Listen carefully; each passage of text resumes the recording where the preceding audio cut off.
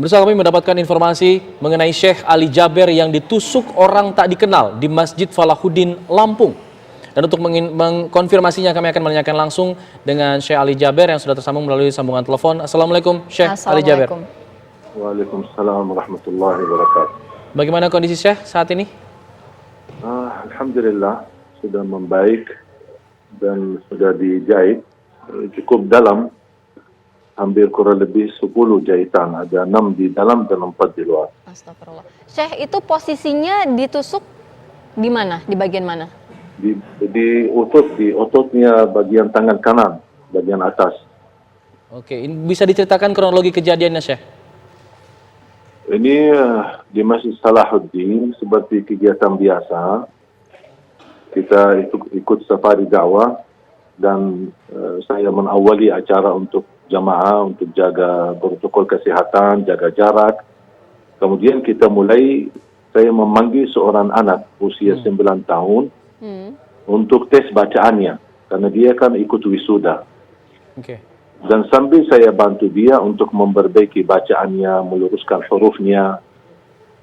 Dan begitu selesai, saya minta HP-nya ibu si anak ini untuk foto bersama lah buat kenang-kenangan. Ternyata ibu ini HP-nya full, gak bisa foto. Makanya saya minta sama jamaah menarah ke kiri, jamaah boleh pinjam HP-nya. Kasihan anak ini biar bisa dapat foto sekalian. Mudah-mudahan menjadi anak hafizah. Pas saya fokus ke kiri, kemudian menarah sekalian ke kanan untuk melihat siapa jamaah yang membawa HP-nya pinjam. Tiba-tiba di atas panggung ada orang lari. Kemudian karena posisi panggung ini cukup dekat dengan jalan. Karena posisi acara di luar, di lapangan masjid, bukan di dalam masjid. Makanya orang Belapo itu cukup gampang untuk bisa masuk. Karena tidak ada terhalang dengan jamaah atau kursi-kursi. Tapi subhanallah qadarullah ketika menarah ke kanan, saya tiba-tiba kaget melihat ada orang sudah di atas, di hadapan saya, dan saya langsung qadarullah respon. Kalau saya tidak lihat ke kanan, mungkin bisa qadarullah ke leher saya atau ke dada saya.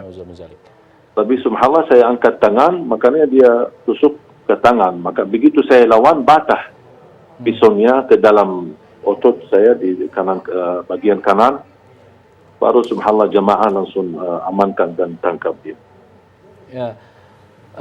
Jadi bisa dipastikan pelaku ini bukan bagian dari acara ini atau datang dari luar begitu? Iya, kelihatan dari luar karena dia lari. Dia lari. Cuman ke posisi jamaah cukup fokus karena kita lagi bukan lagi ceramah tapi lagi diskusi dengan jamaah, berdialog dengan jamaah. Makanya jamaah banyak fokus ke saya, tidak memperhatikan. Dan ini kejadian pertama kali barangkali, apalagi posisi saya di panggung cukup dekat jalan gitu. Iya, bisa dipastikan Syekh pelaku ini benar-benar satu orang? Yang kita ketemu tadi satu orang. Apakah ada orang lain, mungkin mereka lepas diri atau larikan diri dari tempat. Tapi yang kita lihat ini ada satu orang dan langsung diamankan. Ya, jujur saja kasihan pas lihat jamaah menghajar dia dan mukul dia. Saya bilang jangan, amankan aja dulu, biar ini tugas polisi. Jangan kita main hukum sendiri. Iya, Syekh mendengarkan informasi tidak Syekh? Siapa sebenarnya pelaku ini?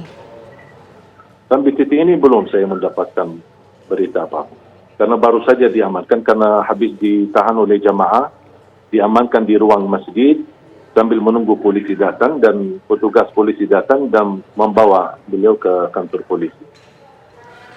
Oke, jadi mungkin bisa diceritakan lagi untuk luka yang Syekh alami saat ini di bagian mana saja? Mulai sedikit nyeri, awal-awalnya saya berdarah terus sampai baju saya di sebelah kanan semuanya basah. Karena darah, kata dokternya cukup banyak yang keluar. Sambil bajunya semua basah, terpaksa saya lepas baju dan lukanya cukup dalam. Makanya dikasih obat suntik, kemudian baru dikasih jahitan bagian dalam dengan dagingnya. Karena ototnya cukup, tusuknya cukup dalam, sangat dalam. Makanya dokternya pun bisa mengobati tambah harus ada suntik dan dikasih obat. Baru kemudian di jahitan bagian dalam kurang lebih ada 6 Kemudian baru di bagian di luar ditutupi 4, jadi semuanya 10. Syekh, mungkin bisa diinformasikan juga untuk profil pelaku ini seperti apa, mungkin ciri-cirinya atau dia mengenakan apa yang ia bawa pada saat itu. Nah, saya lihat anak itu masih anak muda banget ya. Mungkin diperkirakan 20 tahun lah.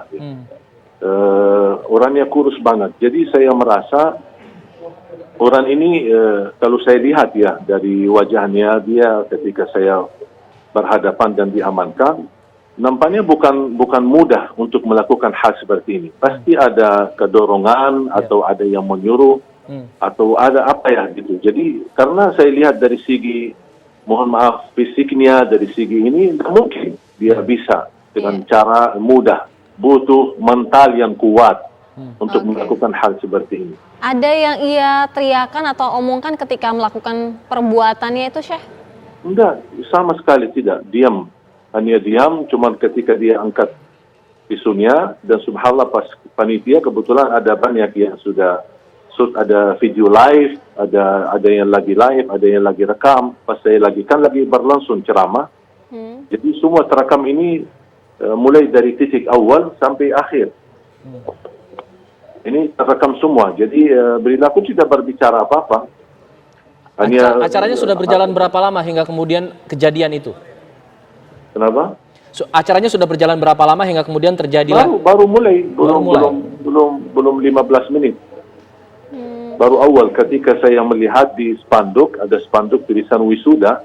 Saya tanya sama panitia, ini wisuda apa? Dia bilang wisuda hafalan Quran. Udah, mana salah satu anak boleh naik panggung, saya mau tes bacaannya. Dan alhamdulillah posisi si anak ini ada di sebelah kiri, bukan di sebelah kanan. Iya. Baik, terima kasih banyak Syekh Ali Jaber. Kita doakan insya Allah Syekh Ali cepat diberikan kesembuhan. Dan kejadian seperti ini tidak terjadi lagi ya. Jangan sampai terulang lagi. Semoga jadi peringatan untuk semua pihak. Terima kasih. Assalamualaikum.